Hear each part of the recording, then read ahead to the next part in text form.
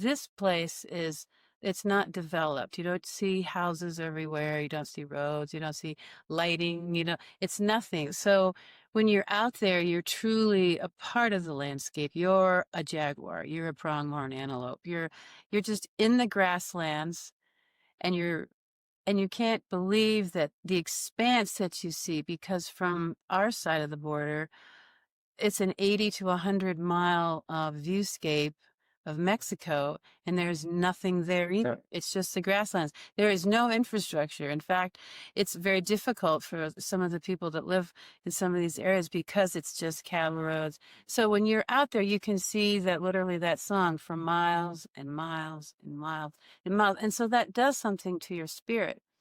And to know that an animal like the jaguar, who we've had in our own mountains, he was called Yoko Nashuario, jaguar warrior. It was a Yaqui named by the Yaqui High School in Tucson. And they said, we wanted to name him that because we're warriors too, and the jaguar is a warrior, and we all need to love and respect the jaguar. So when you have, where we sit in our home, not 5 miles from us, we knew he could have passed in the mountains, and we know he had to.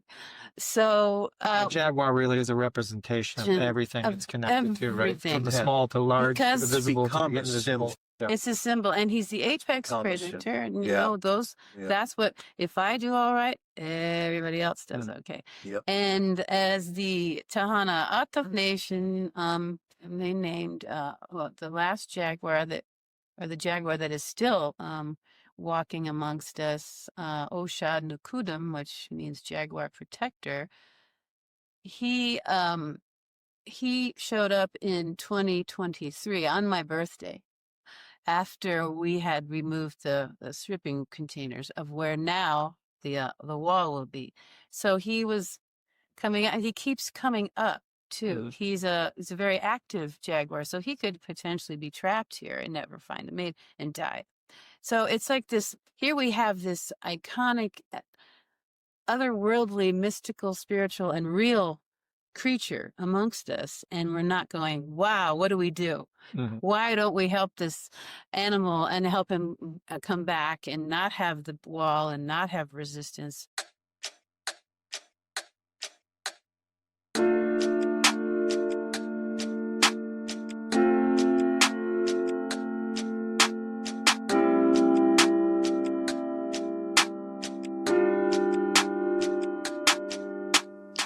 Welcome to Truth and Reckoning, a broadcast from CELDF. In this show, we'll learn from frontline organizers and communities fighting against environmental destruction. We'll explore different perspectives and innovative strategies for movement building, the potency and the potential of rights of nature, and effective action in defense of our communities. And we'll share inspiring stories of people working towards right relationship with the land and each other. I am your host, Max Wilbert.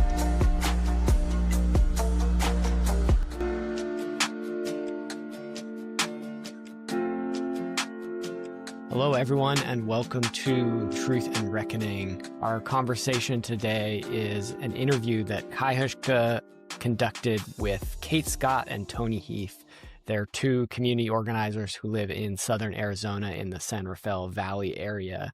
And Kai was recently down there in southern Arizona along the border wall, where the current presidential administration is expanding border walls, building new border wall sections along basically the entire southern border of the United States, cutting off an entire continent.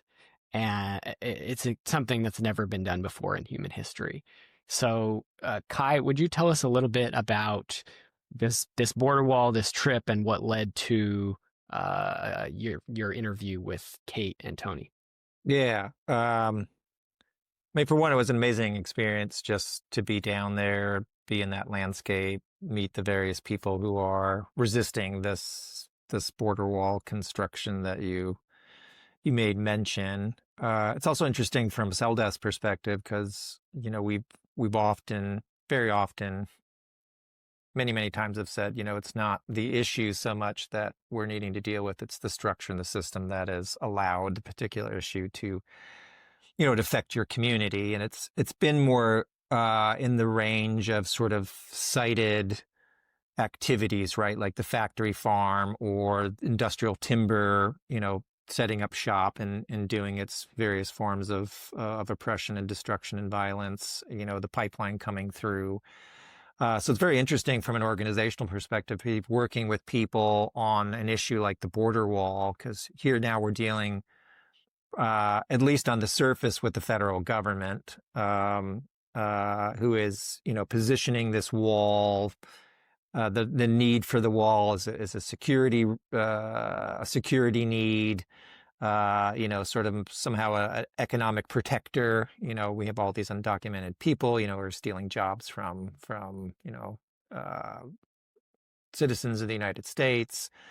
So the dynamics are really interesting in the sense of being in a place like that with an issue such as the border wall being what it is. But of course, it's still tied to the structure. It's still tied to the system. It's still tied to the corporate state, because the border wall being what it is, a $45+ billion project means private corporate contractors in large degree are the ones reaping the benefits, while the consequences are once again saddled to the people in a particular area, as well as the ecosystems and the various other natural communities that live down there or live along this border wall. And like you mentioned, it is an absolutely insane, crazy sort of notion to think that you're going to wall off an entire continent, for the sake, really, I think, of just aggrandizement of a few. And I also think for some, it's sort of an odd sort of a legacy thing, right? There's a sort of high ego involved in sort of asserting that there's a need for this, and I want to be remembered for building this wall and keeping out all the the bad people, the murderers, the drug dealers, again, all those people stealing American jobs. So yeah, it was an interesting environment to be in. As we've seen over the years here at CELDF, the dedication and the energy that this small group is putting in to resist this wall in the various ways they have is quite amazing, as we've seen others do in their own communities. So that's always heartening, despite the odds that they're up against, to see that dedication to want to stop the wall from being constructed, because that area is largely open in the sense of the landscape down in that part of the border wall itself in southern Arizona there, just kind of south of the Patagonia Mountains. And if there is a barrier now, but it's basically looks like a cattle fence, if you can kind of imagine that. But it's constructed of metal. So compared to this 30-foot black monster going up, it looks quite innocuous in comparison. And so it's understandable that there is this mobilization, this kind of reaction going on between people like Kate and Tony and others. And they're largely doing it for non-humans. They're looking at the pronghorn, the bear, the ocelot, and then of course the highly endangered jaguar that is literally going to be cut off from their own family members, their own territory, their own home, if this wall goes up, because there's no going through the wall, there's no going over the wall, there's no going under the wall from those particular species as it stands. And so here you have humans rallying in defense of their relations to try to stop this thing. There are so many contradictions embedded in this whole process. You're talking about the ecological impacts, but of course, this is also linked to the ICE raids that we're seeing across the United States, the demonization of immigrants, which has always been a strategy of authoritarians and really anyone who wants to consolidate and expand centralized forms of domination power, to find a scapegoat and to target them relentlessly, brutally, to villainize them and demonize them and turn them into the bogeyman. It's a process which we have seen play out over and over again in history, and it's happening right now? We're seeing it here in the community where I live. I know you're seeing it there in where you live in Washington State, and folks are being targeted across the country, many of whom have lived here for a long time. There's, like I said, there's so many ironies in this, one being, of course, that Arizona and most of the southwestern United States used to be a part of Mexico before it was taken from Mexico during the U.S.-Mexican War in the 1800s, and now this wall is being built. So, can you talk a little bit more about some of those political contradictions and tensions that you see playing out? Yeah, I mean, it's almost a twist on the saying, when people go to indulge in Vegas, what stays in Vegas, what happens in Vegas stays in Vegas. But, the twist on that is what happens at the border doesn't stay at the border, right? So it's having these consequences in the way that you described. It's very much impacting the entire country. And as so many studies have shown, it's negatively impacting, right? Because the studies have shown over and over again that the overwhelming majority of people who show up without papers, undocumented people, are actually contributing to the welfare, not only of things from an economic standpoint, but really to the quality of life in the communities that they've become a part of. So that's part of the insanity here, that propaganda machine is doing what they're doing about this idea that we need this wall, right? Because somehow we're suffering, and if we don't blockade, this invasion, somehow we're gonna pay the price, where the opposite is really the case. And many other interesting things happening along the border right now, in order to push this, in order to kind of put the message out against border wall resistors, for instance, is they're declaring large sections of that stretch between California and Mexico as national defense areas, in order to mobilize, military presence, besides the fact that there's oversight already of the federal government. They're militarizing the border. And of course, not only the border, right? You mentioned the ICE raids, they're militarizing, U.S. cities, U.S. communities at the same time. So in a way, there's really an invasion happening, not of, the drug dealers and the criminals. It's an invasion of our own military into our own society, civil society right now. So they're using the border wall really to do occupation of U.S. citizens. I mean, that's kind of the effect of really what's going on. And maybe that was the plan all along, right? To kind of use this smoke and mirror reality to line the pockets of a few with the border wall construction itself. So, increase the wealth of the already wealthy.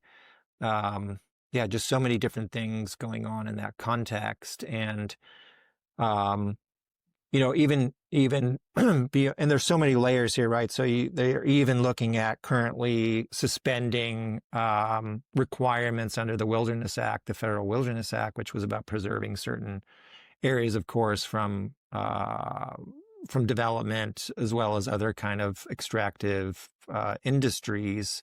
Unlike, let's say, U.S. forest land, right? U.S. forest land, you could log on, or BLM land, you can mine on. Well, wilderness areas are typically closed off from any of those kinds of activities, and they're looking at suspending, the requirements there so that the wall construction can be built in an area where it normally can't. So they're pulling out all the stops, and I think it very much is for highly political reasons that have nothing to do with the claims that they're making. And again, you have these localized efforts to resist.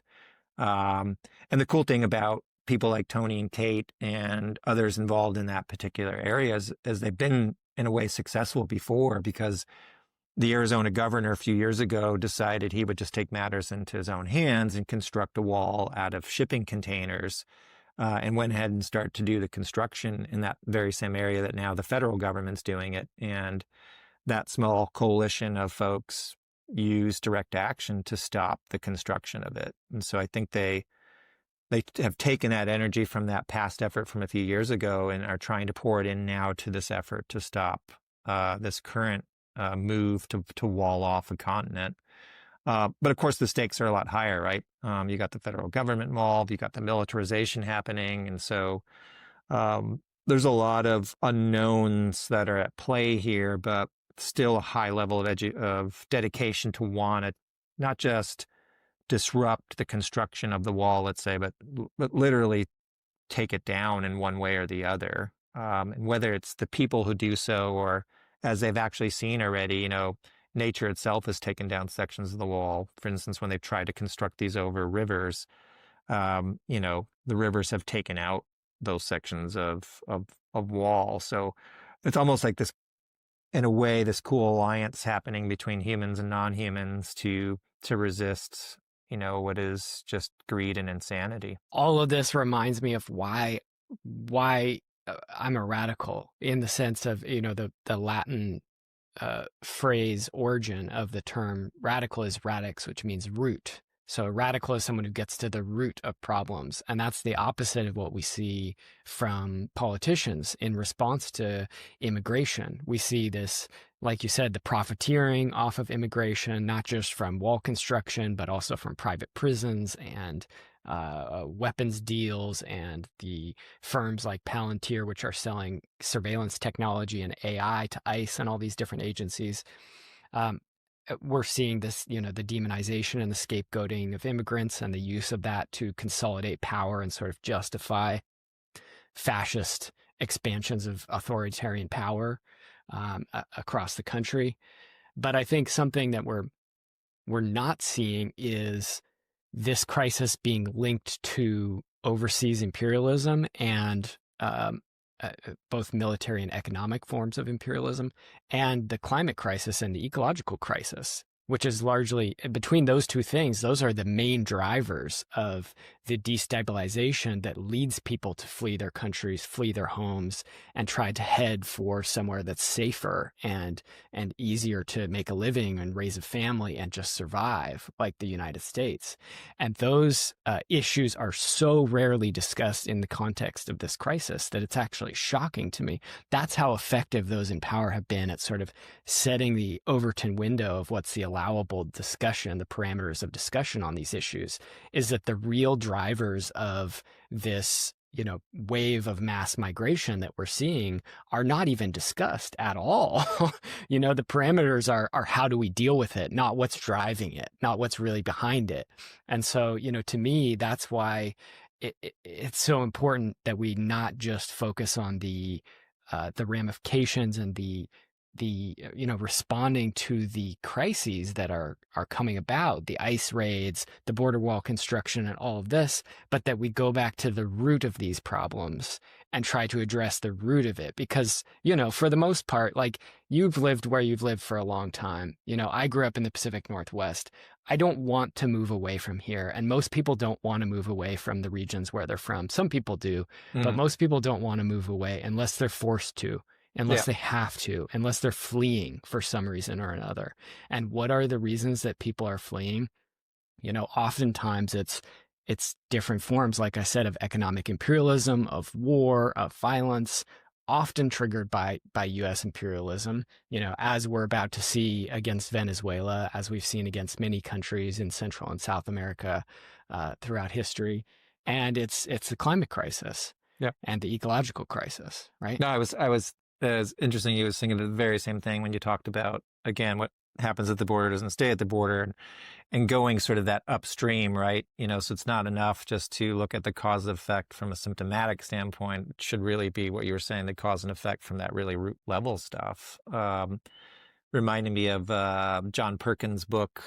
I always get the title mixed up, but like Chronicles of an Economic Hitman, something along those lines, where he talks about the process that the empire, of which is the United States, right? We don't often use that phrasing, but the U.S. is an empire, you know, hands down. If you would have run it through the litmus test of what makes an empire, the U.S. would pass with flying colors. And in this book, he lays out the process for that destabilization and that control in the ways that is still being conducted and has been conducted for decades and decades and decades. And Yeah, so that's happening, that destabilization, that forced migration, right, which is very interesting in contrast to when I was at the border with the border wall resistors at what was called the Rally in the Valley. There were a couple Tohono tribal leaders that spoke about how traditionally this area, for thousands of years, had been about migration, but in a healthy way, right? Because migration can be a good thing. In the sense of how other species, including humans, have incorporated migration as part of their existence, and so there has been a history of really natural type migration in that area, and of course the wall would cut that off. But then you have this artificial migration, this harmful migration happening because of destabilization in other areas. And it's, if we go even deeper, of course, if you have a system of economics like capitalism is set up on, well, it's a natural, I say natural in quotes, a natural reality of what happens if you're constantly looking for your inputs to put into your machine, then to create the outputs of basically stuff. That's going to continue. Yeah. And unless we actually start cracking that at that level, realities of what's happening at the border and other places will continue. And so when I was down there, and that's a lot of the work we do, right, is when we work with people, we obviously are sympathetic, empathetic, understanding tactically and strategically how to deal in the moment of what they're contending with. But it's always an opportunity to bring in the broader picture, that deeper radical analysis that you spoke of, and have that be enmeshed into how they do their work. So that's part of what we're trying to have conversations with Kate and Tony and others that are resisting the border wall in that particular part of where it's being constructed, to sort of, you've got to bring in that complexity, because without it, we're always going to be stuck. We're always going to fall short.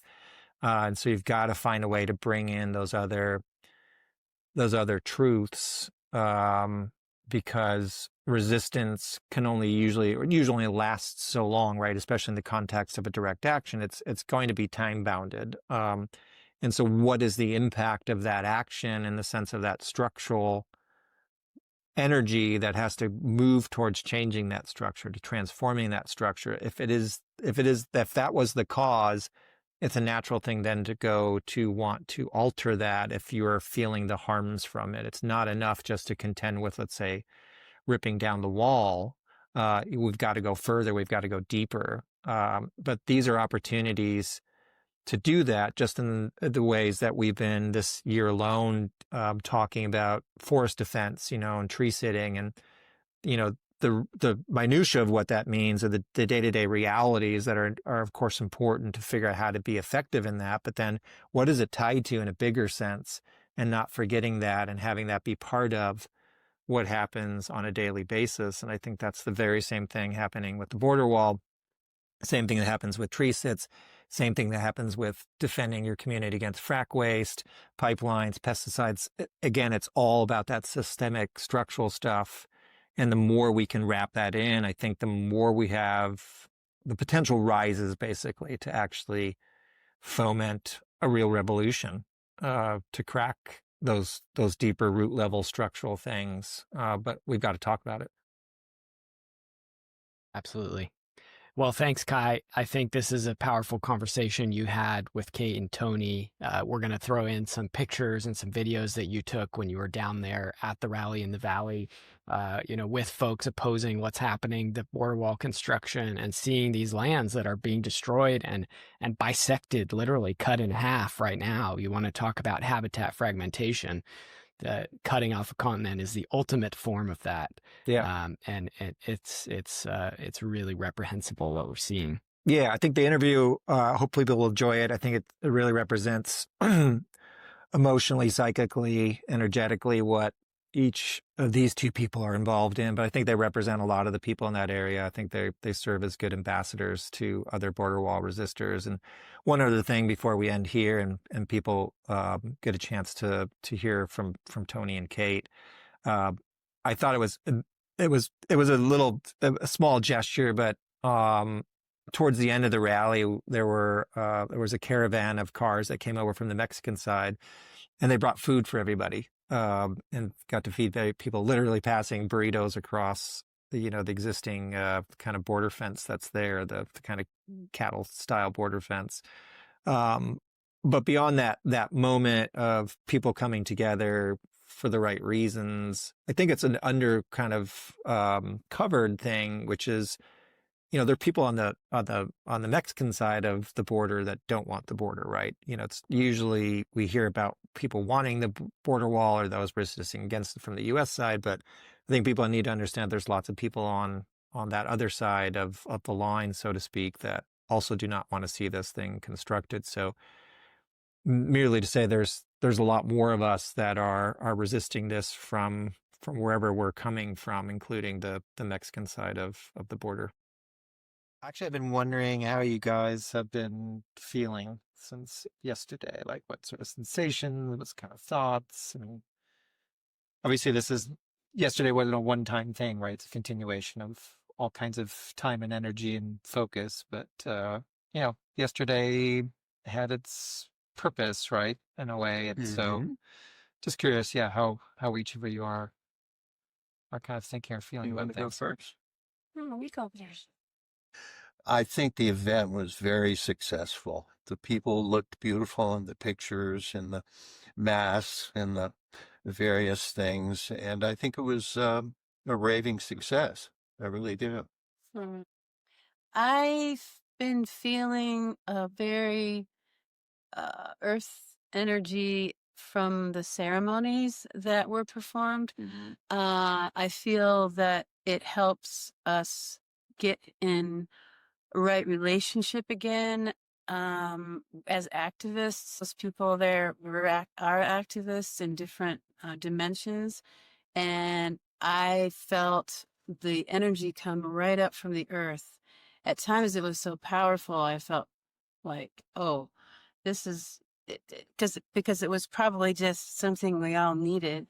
And I feel that the energetic connections we made were very powerful, even though we didn't have a lot of time to really do the mixing and mingling kind of things that you did other events. But as I looked from the podium out at the faces, they were all so intent but it had a glow about them. There wasn't any I don't know, I felt that we were helping them, and it's helped me personally. So the energy that I'm feeling is, okay, let's go. When's the next one? And everybody is like, well, that's how you are, but that's how what they're supposed to do for you. Yep. So you don't get drained. I felt a little discouraged because of the hopelessness of the issue and the proximity of the new wall and all of the trucks and RVs and everything. And so I have a hard time kind of getting beyond that. But I was happy to hear Ms. Grijalva speak very vociferously about the issue, as if there was definitely hope. So I'm going to maintain my sense of hope.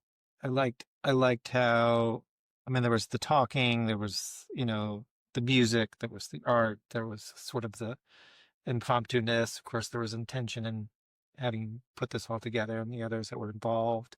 I did appreciate the one moment where one of the musicians told everyone just to kind of, invited everyone just to kind of listen, right?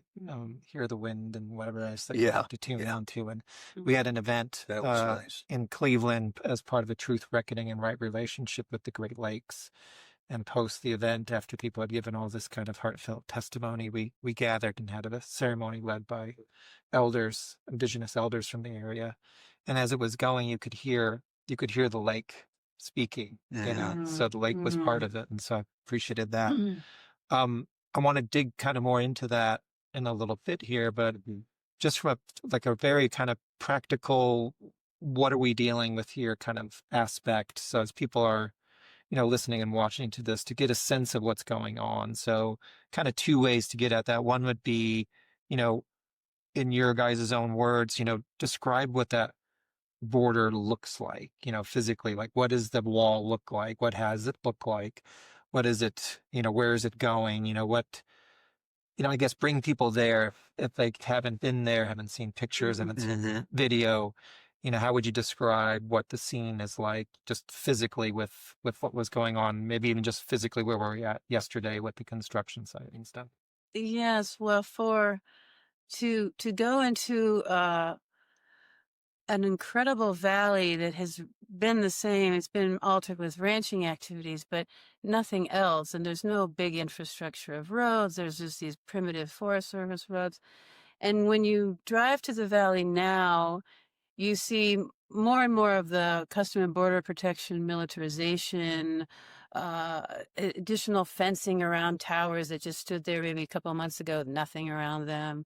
And then as you approach the border, you have a 200-man camp, a small village that has been impaled in the land with a big fence around it and all their RVs and the generators and the lights and all the things that must happen as they're working. And then as you go 60 feet further to where it was just a barbed wire fence and what was called a Normandy barrier that was used during World War II to stop vehicular traffic, but the animals could go under and over.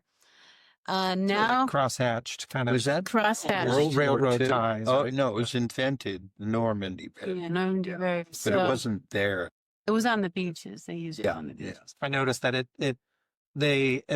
as ugly and as wrong as they are, the tone of color almost kind of blended in a little bit. Yeah, they have a look of a heavy duty ranch fence. Yes. Yeah. Well, And so now if you have a 30-foot structure near you, I would say look at that 30-foot structure and imagine this monstrosity painted in black with 4-inch openings from the ground to the sky.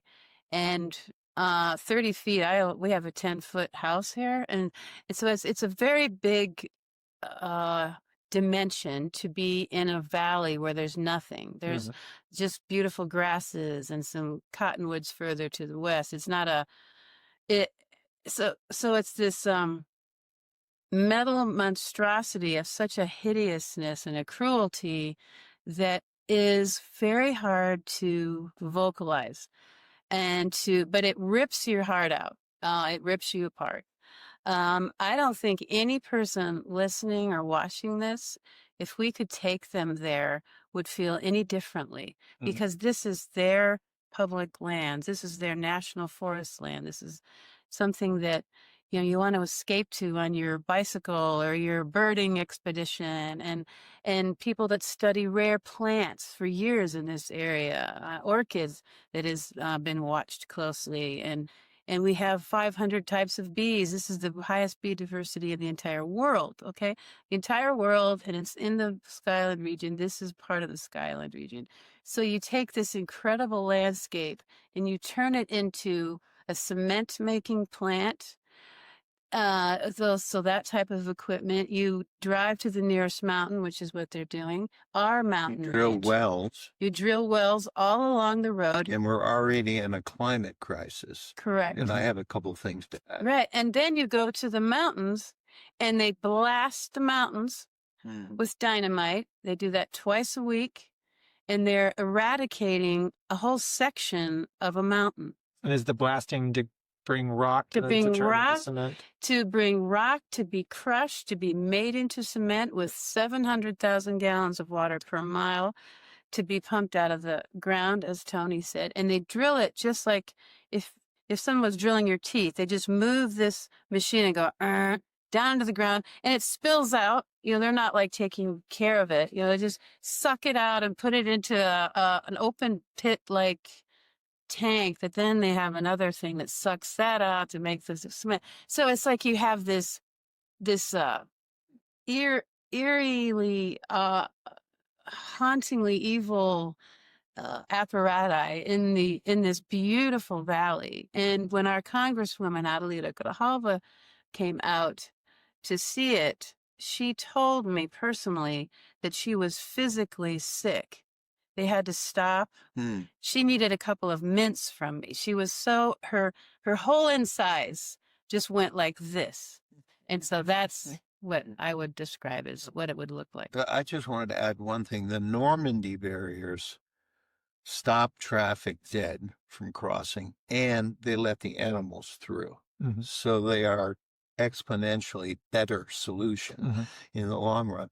The second thing I wanted to say was that I drove all the way from the Coronado National Monument along the border road, where in the Coronado National Monument is where they're blasting the mountain for gravel to make the cement. And they've also put roads up there. I did a film called Ruined, basically. They ruined it 4.5 years ago. And now they're ruining it even more. And it's a memorial to somebody who, one of the people that discovered America.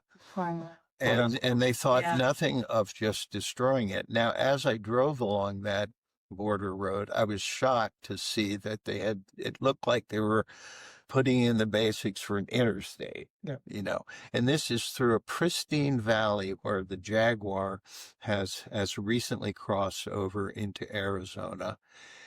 And then on that, as I drove along that valley, along that border road, I saw not a single soul, not a single Border Patrol agent. You'd think that spending this kind of money to put up a wall like that there'd be an ongoing, an ever-present threat of people coming across. There's nobody coming across. They haven't come across for years. And there's so few people coming across that the Border Patrol agents stay about 15 or 20 miles away for the most part, most of the time. And then the last thing I wanted to say is when I exited the event, I went through School Canyon, which is a beautiful canyon I've been through many times, sprinkled with oak trees. And for, many square miles in all directions, every one of those oak trees was dead. There was not a living oak tree. And these are oak trees that have been growing there for 100, 150 years. And this is because of prolonged drought, and here they are pulling the water out of the ground. And exactly. So, in your own ways, however it's hit you, because you've each, in general terms, talked about it being a beautiful valley. You've talked about the animals in very kind of general ways. Maybe in more kind of detail, specific ways, like what is it about that valley? Either, the physical landscape, the connections and the kind of associations to the other beings that call that place home.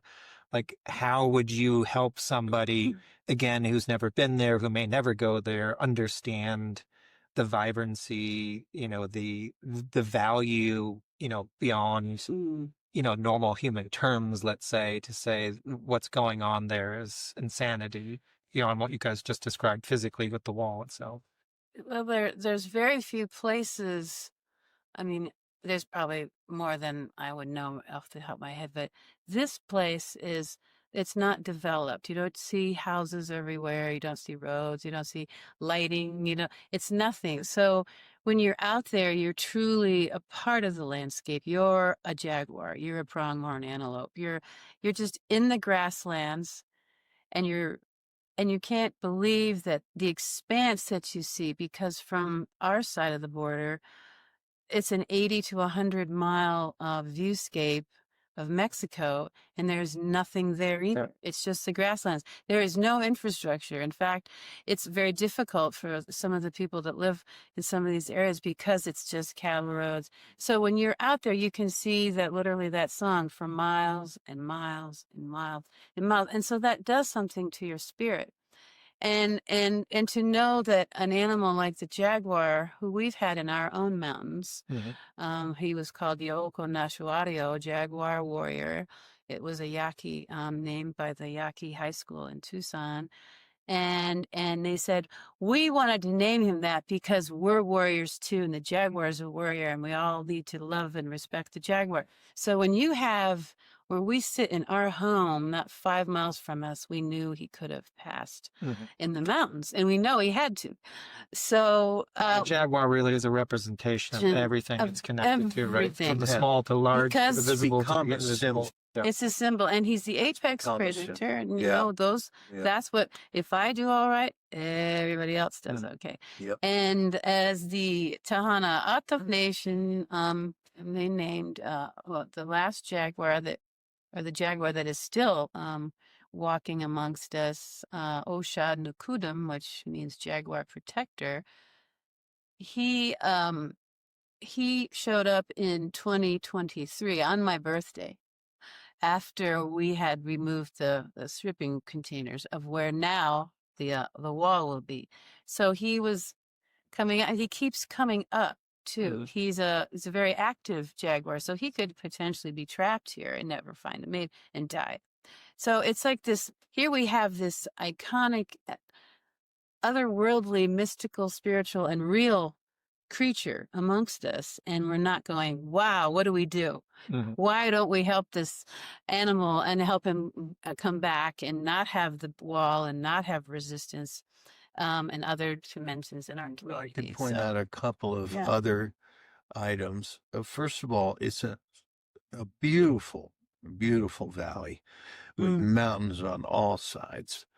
And as the chairman of Tohono O'odham Nation said, there were actually buffalo in these areas because they're called the Southern Plains. And so it has many, many unique features. The Sky Islands, the Madrean pine oak woodland, the open savannas. So it's starkly beautiful. And when Kate and I first came through, I think it was the day we came over a rise and saw the valley below us, that we were convinced that we wanted to be here. So Kate, for you, what do you recall? Like, was there a moment? Like, do you recall the moment you said, I need to get involved, I need to do something, I need to advocate, I need to... whatever it was. Do you remember that? I sure do. It was July 17th, 2020. I went with my friend and neighbor. I don't know what made me go that particular time, but we went to the San Pedro River because we knew the wall was coming. I guess that's probably what predicated it. And we literally, I mean, you just don't walk to this area very easily. And I don't know why we didn't get bit or had fall down and something, but we made it. And when I walked up to the wall, I just lost it, you know, and it was really. What did the wall look like at that time? And you say it was 30 feet. They were building it from the west or from the east, and so they were headed to the river, and so we were there before they did it through the river. So we saw it right before they were about ready to, you know, cut everything down and dig everything literally up. Put a wall into the river. Into the river. Yeah, right through the river. How wide is the river? It's a mile and something. No, the width of the river. The river. The width of the river is about, would you say, 75 to 100 feet? Oh, it's a little more than the floodplain. They include the floodplain. Yeah, a pretty good span. It's a good pretty good span, and they also have a elevated highway that goes across it for the Border Patrol agents to go along. Yeah, but I mean, these rivers, the San Pedro is the best example, are avenues where the animals cross from Mexico and the birds into the United States, and it's a neo flyway. So you're at this point. Yeah. So I see it, and it comes over me, and my friend. There's a great picture I took of her, and she just looked so mad. And I said, okay, we got to do a protest. And we did a protest the next month, August 15th, 2020, That was in the river. First, so how many now counting? Well, we'd had one before that because we knew the wall was coming. So we figured out one that Tony did a tremendous design for us, and it was called Drums Along the San Pedro. And Charlie One Horse, who was with us yesterday, he and I invited drummers because I kind of feel that drumming signals something's coming. Yep. You better take notice. We're coming, and we're gonna keep coming. So that was 2019, and the 2021, and then we've had probably four or five. Yeah. Six. So it just something snaps inside you. And I've heard that from other activists, but because we were doing, you know, we've done all kinds of different work, and it was just so. I think of the animals in a larger picture, like the ecosystem itself, like because I had been involved in wildlife rehabilitation, and you're working with one animal, and it's a beautiful thing when you move from others. But then you think, wait a minute, this is everybody. This is catastrophic. So that's when I was like, okay, come on, honey. And, he was filming, and we took our little dog, Tom, and there are these incredible photos and films that Tony's put together to capture it for people, because we were just constantly going. He Yep. did 4 films or Something like that. a border We also series, brought and- people in from out of town. Kate got in touch with people from University of California at Berkeley. And see, what we thought, we saw the way they blocked off huge drainages, blocked off the San Pedro, and we were convinced that when the rains came, that it would knock the gates and the walls down, and it did. It did to some extent. And so the gates across the drainages are still an ongoing issue. There's The going to be landscape is revolting. exactly. Exactly. So they came in and did a lot of droning and various things, and that data, they have that data. They're very busy people. So I know, because yeah. it wasn't a disaster the first summer, he didn't make it back. What was his name again? Matt Condolf. Matt Condolf from Yes, University just of Arizona. I'm fine. Yes, so we felt like if we documented it with these, people that know what they're doing, because Matt Condolf, Professor Condolf, has a background in hydrology, and he said in an interview to someone, well, you don't build a wall through a moving body of water. It just doesn't work. And it didn't work in 2021.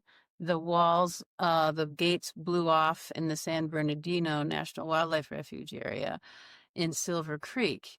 And of course, Tony and I were there with a group of kids that were filming. We were filming in another area of the wall, and we took them there, and we got a great picture of that, because it just showed it couldn't even last a year. Okay. And it was completely destroyed. Yeah, I mean, these are 18, 20 feet tall gates that were ripped off their hinges. We have pictures. Any of all engineering mind, even if you don't even have to be an engineer, you just look at it and you go, this doesn't make any that. sense. I'm not sure why it didn't happen in the San Pedro. Maybe the San It- Pedro. it's- We've been in a drought period, The San so we're Bernardino not getting the heavy rains Right. that we would have typically gotten. that could have done it. But they- I wanted to ask, so, I mean, you guys give a physical description, and I mean, even for people from Tucson, it's not an easy place to travel to, right? I mean, it's very remote. And I feel like often people, when, discussions of what's happening at the border, it's for people who aren't actually directly on the border or involved in the It's a big border, they just problem. feel like it's somewhere else, right? It's not my problem. And yet, the administration, whether it's this one or previous ones, their narrative is that what happens at the border doesn't stay at the border. And of course, their narrative includes, we've got to stem illegal immigration. We have to make sure that, the criminals don't infiltrate our country. We've got to keep the drugs out. So that's their narrative, to say that what happens at the border doesn't stay at the border, right? Mm. What is the counter narrative for those that are elsewhere, Yeah. whether they're in Tucson or Phoenix or Kansas City or Chicago or Boston? What happens at the border doesn't stay at the border, but what's the counter narrative to The that? first thing is that the wall is not effective. It's not keeping drugs out. It's not going to keep drugs out. The people who make the drugs and sell them in the States, we have the demand for drugs, and as long as there's demand, they're going to get them through. So the wall has nothing to do with drugs.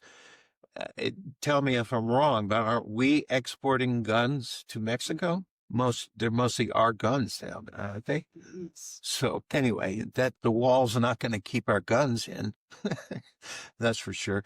So I mean, I'll just keep it short. It's animals, and it's the humanitarian concerns. You don't stop animals that have been migrating for millennia, for thousands and thousands of years. You just don't do it. It'll come back to haunt us eventually. And second of all, it's cruel. We are the worst purveyors of climate change, Americans. And this president has turned it all around in the most arrogant way possible. But we are the ones who should be the first on the block to be fighting against climate change. Climate change is what's driving these people north out of Central and Southern America. And it's just cruel. Put up a wall, stop them in the desert, and just say you can't come to a place where we do have the space and we do have the jobs. I used to sort of think, oh, we don't want the Mexicans because we want our area to stay beautiful. And there used to be a lot of trash up in the canyons and different things. I was a little militant, but then I changed my mind completely when I just part of my disgust for the wall was when I realized that animals weren't going to be able to migrate. I said, this is ridiculous. And then I realized that humans are animals and they migrate, and we've migrated for 50,000 years, whatever. So anyway, that's my take on the evil of the wall. What else would you say, Kate? Like, why should people care? Well, they should care because it's their country that's being destroyed. Their own country, their mountains, their rivers, their national wildlife areas. These are the very places from New York City you want to come and experience on your dirt bike or your bicycle and see for miles and miles and miles and not see anything else. Experience the beauty.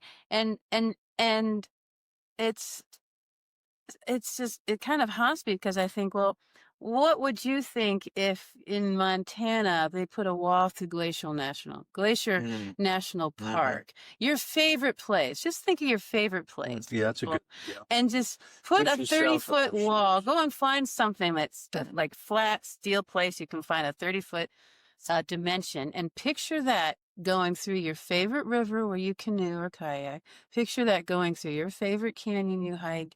The lake. They go through the lake. Well, They have dirt. They have cleaned up lakes east of us and west of us in California. Yeah. So it's something that people need to feel in their heart that the cruelty of this all needs to be. But in America, we addressed. love money, right? We love money, and economically, these are industries that make money, that bring in revenue. And if you take, the source of that revenue and you just destroy it by militarizing these areas and building hideous walls and keeping the animals out, well, you're inhibiting an industry that's a clean industry. And gives back to your heart and your spirit. We all need those wild places, right? There's been so many beautiful writers and poets that if you lose those spaces, Edward Abbey and numbers of people within the state of Arizona, it's just to me, I feel like United States residents have to really look at their own hearts. If they put a wall around their heart, what has happened to? We went to a protest in for our humanitarian friends. And Tony and I are good at coming up with slogans and so they had us do all the posters. And I said, okay, honey, what do you want to say? And where's your heart, America? No human being is illegal.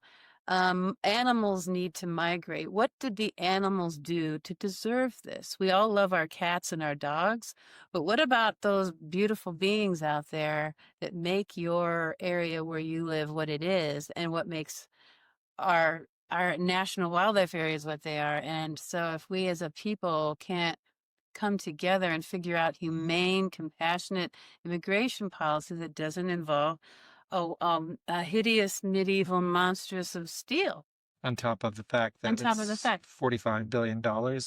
Exactly, $45 billion. At a time when they're talking about cutting healthcare. SNAP benefits, yes. Oh.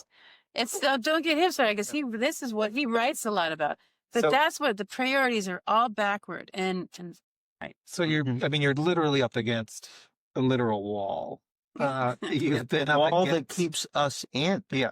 What if there's a huge fire and we have to go south to escape? You have this literal wall, but you've had, of course, other walls, right? Political walls, legal walls. Yeah. Literal force in the sense of the wall of either the Border Patrol or the increased militarization that's going on there. You've been at it for a number of years now. And what is it that keeps you saying it's not enough, got to keep going, it's not enough, got to keep going? Like what is the drive? Well, that they'll take it down. The wall, I mean, keep fighting the wall until there's enough of a consensus that people really want to take it down. They want those animals to migrate. That we're not worried about people coming in. We've adopted policies where they don't have to sneak in.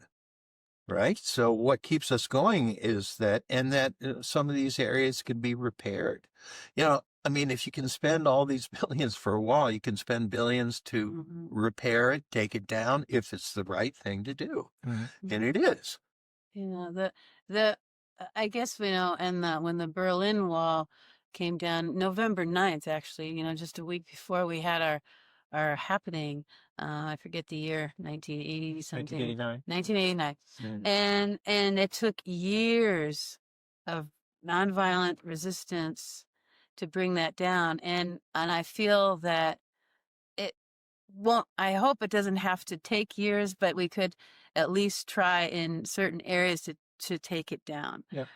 So we could because I'll tell y'all, you can get a sawzall and saw through this thing, and and just where those guys are putting it up, it could come down in months. And so you'd have this nice footer going through. Basically, it's a 4-foot footer in the ground with rebar and what have you. And so, okay, that will the nature will work its way through, and that would be gone. So there are areas that I think there is enough drive and resistance and determination to take it down where it should never have been put up, because we had Trump in 2016 and to that, and then now again. And so I feel that the more we reach out and share via films and poetry and dance and theater and on the ground actions, that it will make a difference. And I heard that in those coming out of the 2 beautiful young women, 8-year-old women that were speaking. One did her poem, Aurelia Niels Bugby and Kiani, singing and sharing her 4 or 5 page statements that I would love to take her. Hopefully, I'm planning on taking her on, but that's when we do all these actions, because it's coming from the young people that we need to help keep the environment for the next 7 generations. Right, that's the whole thing. And walls, I just feel they just have to. They all eventually come down. It's just something that is antithetical to living. Like Tony said, you're walling in your heart. You're walled in physically. And just so people are clear that are listening and watching, the intention is to build a wall from the Pacific Ocean in California to the Gulf of Mexico and Texas, correct? Exactly. So we've been talking about a specific area, but just so people are clear, this wall is supposed to stretch, the entire border of exactly. Exactly. A lot of it is done already. I mean, there's not a whole lot. Well, there's enough that we can stop it so that it doesn't make that scenario happen. But it would be an unprecedented event in human history that's never been done before, severing off an entire continent from another country. So so just look at your map at home and see, okay, the whole area walled off. So going through rivers, and they're sparing Big Bend so far. So that's the only place left. Okay. So just contemplate that. I just want everyone to think about that. The severity and the repercussions for generations. And the pronghorn antelope is the second fastest land mammal that we have in our valley. And his species has survived since the Ice Age. And I keep thinking about that, Kai, a lot. That here's this species, used to be 7 of them that my dear friend told me, which is, Kate, this is the last one of his kind. And what will end him is possibly a 30-foot monstrosity made of metal. And so I keep that in my heart. And I think we all have to have those energetic things that motivate us. And so I know that I'll keep doing it. And and I'm sure Tony will too, because this is our home, and it's your home too. And we just live a little closer to it. But if it was happening, if they were going to put a border wall between Pennsylvania and New York State, I'd be there. So just think about that. What if they got to get the idea, oh, I need a border wall between Pennsylvania, and because walls have just started to multiply across the, across the world. Dear friends that really study these issues. So we've got it's like this, we're just it's our emotions getting out of control because of the leadership, the lack of leadership. So the last couple of days, we've been talking about kind of the bigger systemic structural reality of which the border wall is an aspect, a layer, component, dimension of that. And you brought up a couple of times now, like just imagine, the wall severing your favorite park, your favorite natural area, your favorite neighborhood, let's say, physical wall going up, but there's all kinds of other walls, metaphorical walls, other kind of legal walls, anywhere and everywhere we live. We're part of the place, right? We have a community, we have an affinity for it, a love. What would you say to those that are dealing with their own walls, let it be a physical one or some other kind of wall? What would you say to them about what needs to be done, kind of the attitude to take, the energy to take, the kind of mentality to come at their own walls? Because clearly we all have our own places. We're all not going to be coming here. We all can't come here, but we all have our own fights that have their own kind of walls that are there. What would you share as someone that's an organizer? Going down on a limb, I'll keep it short, but I think the rule of law is a wall, right? A wall that needs to be there. And look at what President Trump, I don't even like to call him president. Look at what Trump's doing, just refusing to obey the Constitution in many ways and breaking the law outright. Well, there's a wall that I think we should concentrate on taking down along with the border wall. I told you that was going out on a limb a little bit. Well, but it's true. It brings up what Kai was talking about other walls. But what would I say to people to combat those is to be in community with one another and always support each other. I know I'm in some diverse groups of people that are profiled constantly, harassed. We had that happen at our event. The Native American people were profiled, and one was arrested, accused of being, smuggling migrants. So there's just so it's clear, that was just yesterday. That was just yesterday. Yep. And my dear friend, she said, Kate, we were following. I said, you saw it all? She goes, there were military people. There was the sheriffs and the border patrol, 5 or 6 cars and trucks following these people that wanted to dance. Coming from the U.S. side, just the yes, too, right? They're in Tucson. So again, here's that wall for them. Were they dressed like jaguars? No, they had some feather regalia. Oh yes. And so it's a very real dilemma that we have to face because of the blocks that I can cross freely. Other people can't cross. One time freely. Profiling was wrong. And now, it's just business as usual. Yeah, corporations can go across borders and do whatever they can do to the land and the people, but there's the freedom and the different mechanisms in place that prohibit people's actions and their thoughts, or like control their thoughts. And I'd like to let everyone know that 100 miles within the border of the United States is Custom and Border Protection's area. So I think a friend of mine said 2/3 of America is within that. So you're along the border too. When you went to that earlier, you said what happens at the borders. They're coming out now in the forces that we have never seen the likes of in my lifetime or in our country's history, patrolling and hauling people off. It's just, to me, I would have probably been tear gassed and rubber bulleted a number of times by now if I lived in any of those cities because of I could not stand the injustice, because you were talking about that would, when things irritate me, wherever I go, I kind of get involved a little bit, and even like little micro issues of, hey, she shouldn't have had that happen to her. Hey, could you come over here and help her? So I just feel like people need to keep their eyes open, not look at their phones, talk to people, connect, help. Do you need something to eat? Do you need me to deliver your groceries? And so they can feel that they're not being isolated and walled off.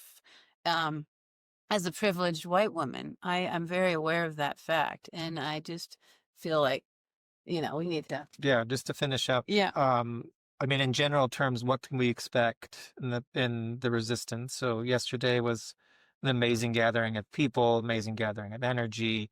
Its intention, though, is to use that to then feed into basically future gatherings of one kind or another. So curious about what you'd want to say about that. And then tied to that, what is the need for the effort here? What is the need in general, let's say, around border resistance that people could be tuned into, or if they were so inclined, to get involved in one way or the other? Like, what's the need? Well, in 2026, they should look for good candidates to replace every congressional representative and senator. Send them packing, okay?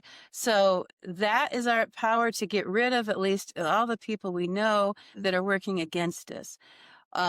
So with our actions, Kai, we are going to be focusing on influencing people that way and influencing hearts and minds of the people that way, because one of the Border Coalition members said, you got me thinking. I'm talking to my senator now about this, and she lives in Michigan. Okay.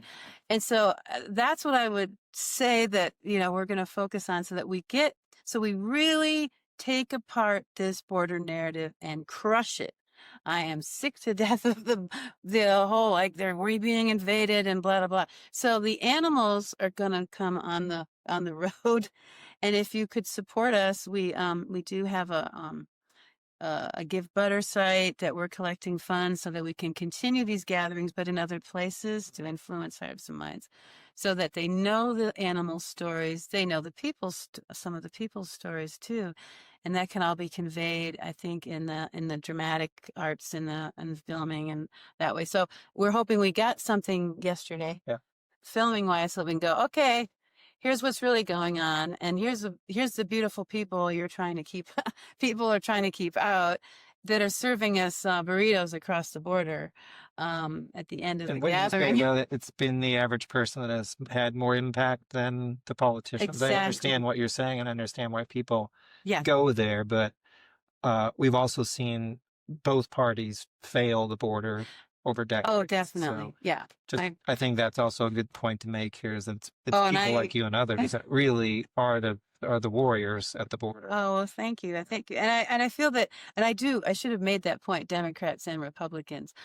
We know there's a fair share more of them on the repugs side, as I call them, but it's this time for a new shift, you know, and the way we think about being democratically, have a true democracy where people are listening and taking care of each other. So, but I hope I answered your question. All I was going to say is our recent push is to use the arts to get through to the general population. We have an amazing movement in this country in the arts, with the empowerment of the internet. Little guys who never had a chance to get a break now are making money and finding access. And that's one of the great things about America now that I want to say. So how do we balance this great thing with this evil with this clear and present evil that's out there, pushing politically, especially the arts? And that was something I meant to mention too, Kai, that I have a children's book coming out in a couple of weeks, and it was brought to life to me yesterday that I think the young voices, and like you said, how other ways are we going to go about it? I think the young voices and talents are going to be a huge part of it. The indigenous cultures and their involvement will be a huge part of it, because the hearts and minds were changed so dramatically when they started doing their ceremony. You could just see the people were like, oh. So I feel that we need that we need to hear from them. They've been going through this for generations. We're just starting to get a little of it, but think of what the Native American cultures have gone through since we colonized America. We colonized country. So that with leading with the arts, as Tony said. I'd just like to close this by thanking Kai Yeah. for coming to Arizona. That was my line. And for the Did I get my puppet? for being here and giving us an opportunity to speak to your organization, which is extremely effective organization, and on the front lines yourself.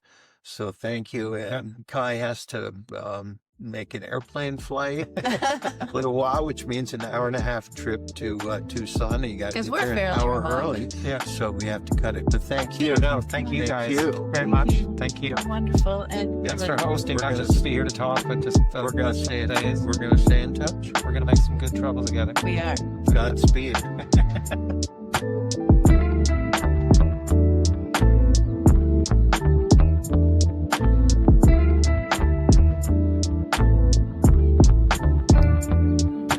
I want to thank you for listening to our show and let you know a few ways you can support Truth and Reckoning. First, share this broadcast with your friends and family. Leave a positive review via your podcast app. Visit the Truth and Reckoning YouTube channel and leave a thumbs up and a comment. The full scope of the work of CELDF, including this show, comes with a financial cost. So if you're able to make a donation, go to CELDF.org. That's CELDF.org. But most importantly, our goal for this show is to empower you to take action. So the best way you can show your support is to get involved with your community and protecting the place where you live. Thank you very much.